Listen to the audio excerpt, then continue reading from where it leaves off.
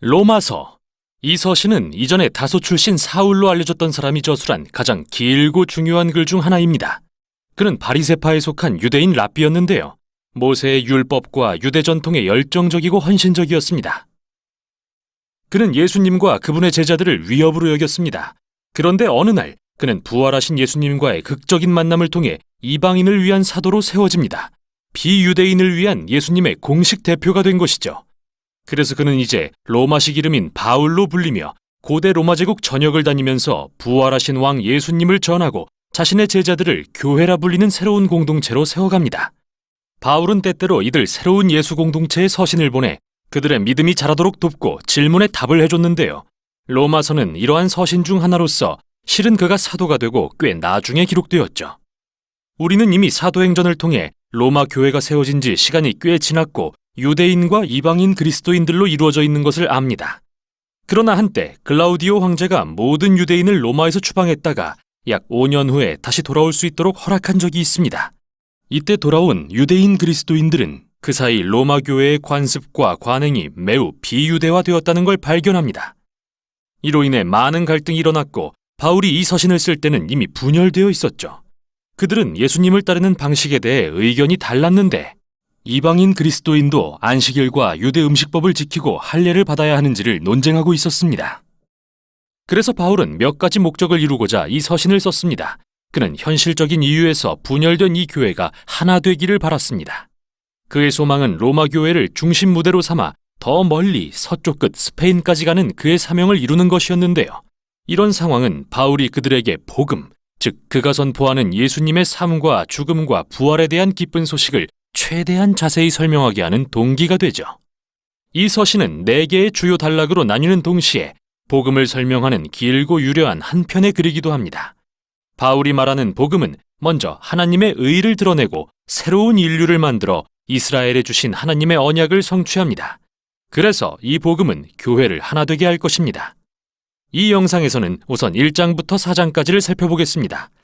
바울은 서두에서 자신을 복음을 위해 하나님께 선택받은 사도, 즉 죽음에서 부활하신 하나님의 아들이자 열방의 왕이신 예수님이 이스라엘의 메시아이심을 전하는 자라고 소개합니다. 이제 예수님은 온 인류를 그분의 사랑의 통치로 초대하십니다. 바울은 왕이신 예수님에 대한 이 복음이 모든 믿는 사람을 구원하시는 하나님의 능력이자 하나님의 의를 나타낸다고 말합니다. 여기서 의란 바울이 중시한 구약의 개념으로서 하나님의 성품을 설명합니다.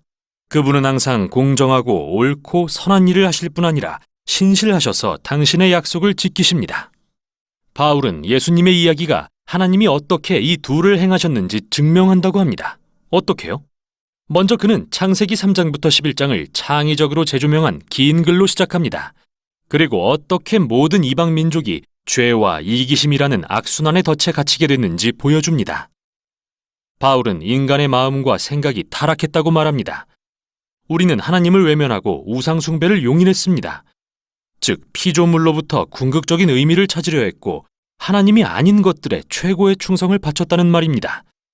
이는 인간성의 왜곡과 파괴적인 행동의 결과를 낳습니다. 그래서 결국 인간은 공정하고 의로우신 하나님 앞에 유죄 판결을 받고 말죠. 이에 대해 유대인들은 이렇게 말할지도 모릅니다. 하나님이 저들로부터 우리 민족을 선택해 주셔서 다행이야.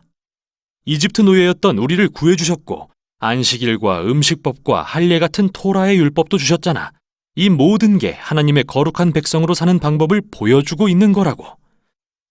그러나 바울은 속단하지 말라고 합니다.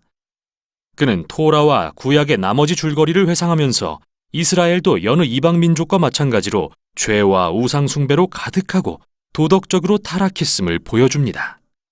사실 이스라엘의 죄는 이방인들보다 더 무겁습니다. 율법을 받은 민족으로서 더 잘 알고 있어야 하니까요. 그래서 바울의 결론은 인류는 이방인과 유대인 모두 절망스러운 덫에 갇혔으며 하나님 앞에 죄인이라는 겁니다. 하지만 그게 마지막은 아닌데요. 예수 그리스도의 기쁜 소식이 하나님의 응답입니다. 인류의 유죄를 면하게 하고자 예수님이 이스라엘의 메시아로 오셔서 모든 이의 죄를 위해 희생하셨습니다. 세상에서 우리가 야기한 고통과 죄와 죽음에 마땅한 모든 결과를 예수님이 우리를 대신해 짊어지셨습니다. 그리고 죽음에서 부활하심으로 모든 걸 이기시고 누구나 누릴 수 있는 부활의 새 생명을 주셨습니다. 예수님이 우리처럼 되셔서 우리가 그분처럼 되게 하신 것이죠. 바울은 이게 하나님이 예수님을 믿는 모든 사람을 의롭게 하시는 방법이라고 말합니다. 여기서 칭의란 바울이 중시한 또 다른 구약의 개념으로서 하나님의 의와 관련이 있는데요. 의롭다고 선언하신다는 의미입니다. 예수님이 우리를 대신해 이루신 일 때문에 우리는 새로운 신분을 얻습니다. 하나님은 정죄하시는 대신 그분과의 올바른 관계가 회복되었고 죄가 용서됐다고 선언하십니다. 칭의의 결과 새로운 가족이 됩니다. 예수님을 믿는 사람은 하나님의 언약 백성의 일원이 됩니다. 또한 새로운 미래가 열립니다. 하나님의 은혜로 변화된 인생의 여정이 시작됩니다. 그러므로 칭의에 관한 이 모든 것은 믿음으로 그리스도 안에 있는 자들에게 주시는 하나님의 선물입니다. 이제 4장에서 바울은 이 모든 사실이 하나님의 언약 백성의 일원이 된 자들에게 얼마나 엄청난 의미를 지니는지 설명합니다. 그는 창세기 15장의 아브라함 이야기로 돌아갑니다.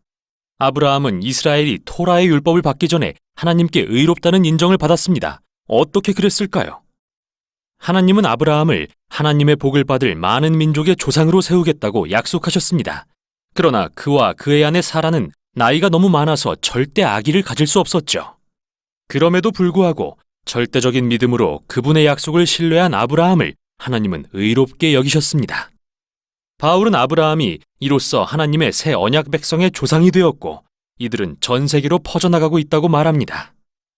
유대인과 이방인으로 구성된 이들 모두는 아브라함에게 주신 하나님의 약속을 성취하신 예수 그리스도를 믿습니다.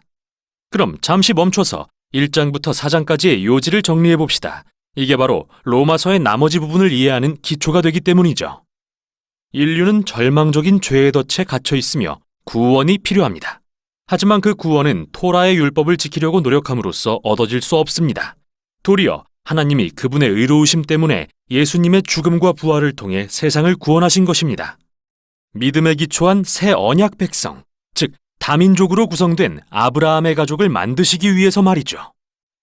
계속해서 바울은 이 새로운 가족이 어떻게 그들을 완전히 새로운 삶의 방식으로 초대하는 훨씬 큰 무언가의 일부인지 설명할 텐데요. 지금까지 살펴본 1장부터 4장의 요지가 모든 내용의 기초가 된다는 사실을 기억하시길 바랍니다.